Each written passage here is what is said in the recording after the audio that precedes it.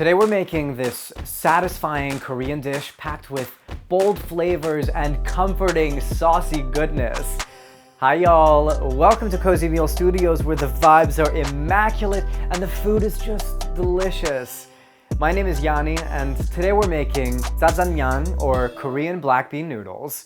Before we begin though, I need you to do me a little flavor. Please hit the like button, hit subscribe, and tap on our little notification bell. Let's get into it.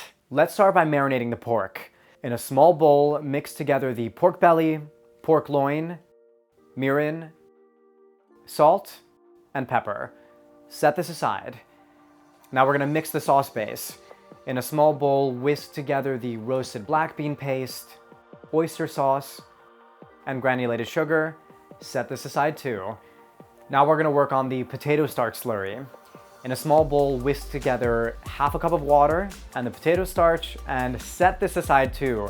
We are doing our mise en place, we're getting ourselves ready for later. In a large pot over high heat, bring a pot of water to a boil. Now while the water is coming to a boil, make the sauce. In a large saucepan over medium heat, add the vegetable oil, and when it gets hot, add the marinated pork and cook this until it's browned, about 2 to 3 minutes. Add the onions, potatoes, and zucchini to the saucepan and cook it until the vegetables have softened. This will take about 6 to 8 minutes. Add 1 cup of water, add the sauce base, and coat the veggies in the pan. And stir everything to combine. Whisk the slurry together and slowly add it to the sauce while constantly whisking the sauce. Cook this until the sauce has thickened about 3 to 5 minutes. Cornstarch slurries are amazing tools for thickening sauces. Cook the noodles now according to the package's instructions, about 8 minutes or so, and drain the noodles and rinse them in cold water. Divide the noodles into our bowls. Top the noodles with the hot black bean sauce and garnish with a julienned cucumber, half a boiled egg, and sesame seeds. Serve this immediately while it's still hot with a little pickled daikon radish.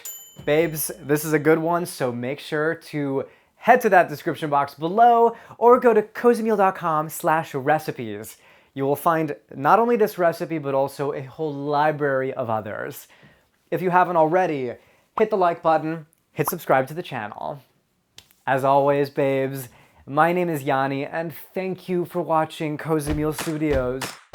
I will see you next time.